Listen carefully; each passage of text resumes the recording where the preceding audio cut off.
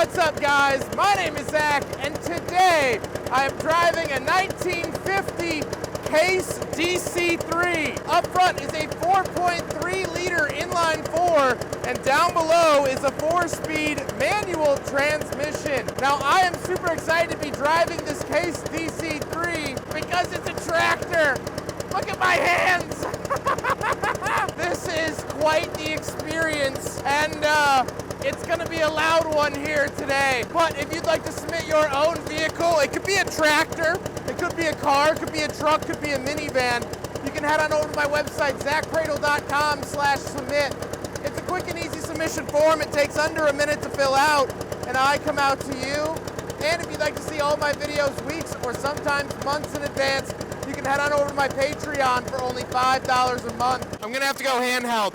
So let's get back to that 4.3-liter inline-4. Well, that is a big, big boy. It is built purely for torque. It only makes about 37 horsepower. And boy, do you really feel all 37, baby. Now, it's kind of interesting because by this point, Case had been making inline 4s, or at least gasoline engines, since the late 1800s. So they actually kind of knew what they were doing, and if they wanted more torque, they just had to use bigger and bigger parts. So 4.3-liter for a 4-cylinder is what they chose. Now, like I said, paired to it is a 4-speed manual transmission. It has the weirdest shift pattern I've ever seen on a vehicle. I'll put a diagram up on the screen now because the actual numbers are a little bit faded here. But it actually works pretty well, and it's a hand clutch. So this stick off to the left is the clutch. To engage it, you push it forward. To disengage the clutch, you pull it backwards. Watch on camera. Ready? I'll disengage it. Now we're idling. We're in neutral. And then you don't have to really slip the throttle or anything. I'm going to engage it now. There we go. It is so incredibly obscene. Last but not least, of course, it is rear-wheel drive. How does it feel to drive a 1950 Case DC-3? It's actually pretty fun. The top speed is about 8 miles an hour. So, you know, you run into things like that.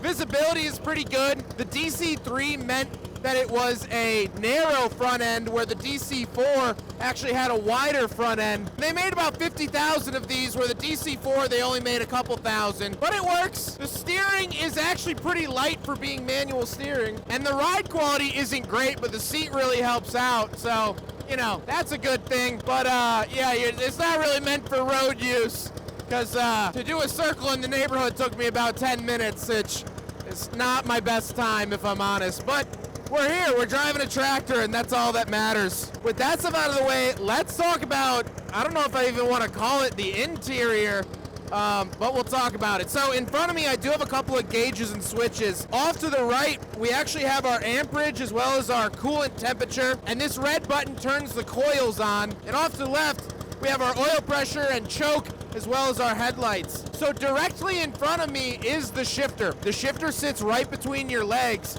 And again, it has a really wonky shift pattern. Down to the bottom left, you get a littler shifter. This is actually for any equipment that you might put behind it. You might pull something that would rotate. So this turns that on and off. To the left of that, that big stick is the clutch, like I mentioned. And then also in between your legs, you have the throttle. So I can speed it up if I would like, but honestly, I'm pretty happy sitting at about 4 miles an hour right now. Now, you have 2 brake pedals because you have 2 separate brakes. They are mechanical brakes, of course. But in order to use all of your brakes, you have to do this. And even then, you're not getting a lot of brake power. As you might notice on camera, there is no suspension for the chassis, but the seat has its own suspension, so it keeps you really from breaking your back, but that's all it promises you to do. It is kind of fun and bouncy, though. Unfortunately, the Case DC-3 does not have any cup holders, so it does in fact fail the big friggin' bottle test.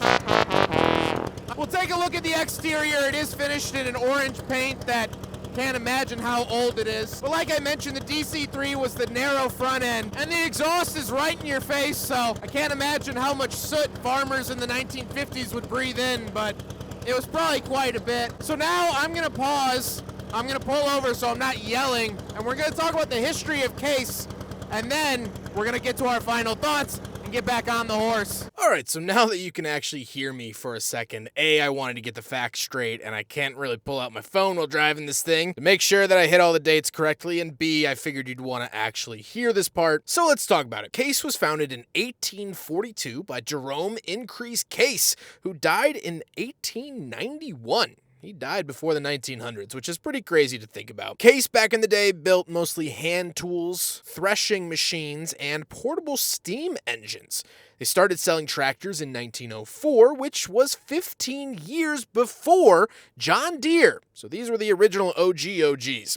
They dipped their toes into automobiles in 1911, but they canceled those by 1925. During World War II, like any company, they made bombs, plane parts for the B-26, and the doors of the Sherman tank. Throughout the 1950s to the 1980s, Case mostly just bought up the competition. Whether there was a small agricultural company or whatnot, Case came in with the big bucks and bought them. In the 1980s, they bought the agricultural side of International Harvester, which is why they are now known as IH Case. They merged with New Holland NV to form CNH Industrial in 1999, and that's where they still operate today. Something I found kind of interesting is the fact that they also, at some point during their life, also bought up Fiat Industrial. Yes, Fiat, the little cars, Fiat. Yeah, so they still operate a wide range of agricultural vehicles even today, which is very astonishing. They just passed their 180th birthday. This now makes Case the oldest company I've reviewed here on the channel.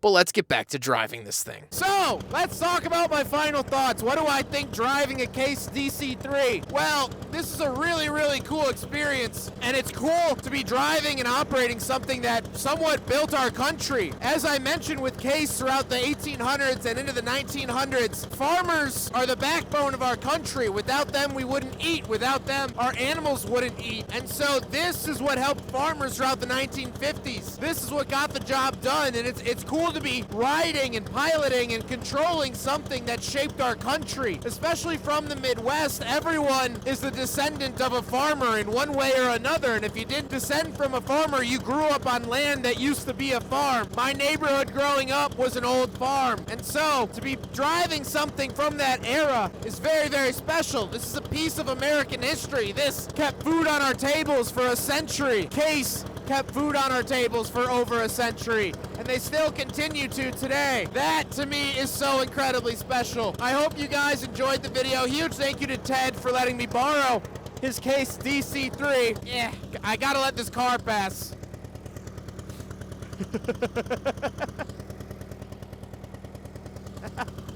There we go. All right, re-engaging the clutch. There we go. Got it. Oh boy. Oh god, this is so embarrassing. Okay, well, all right. I hope you guys enjoyed the video. I hope you guys enjoyed checking out this Case DC-3 here today. Huge thank you to Ted. I think he's actually in the background. Oh, what a treat. What an absolute treat. But I hope you guys enjoyed it. Don't forget to rate the video, comment on the video, and subscribe if you really liked it. Take care, guys.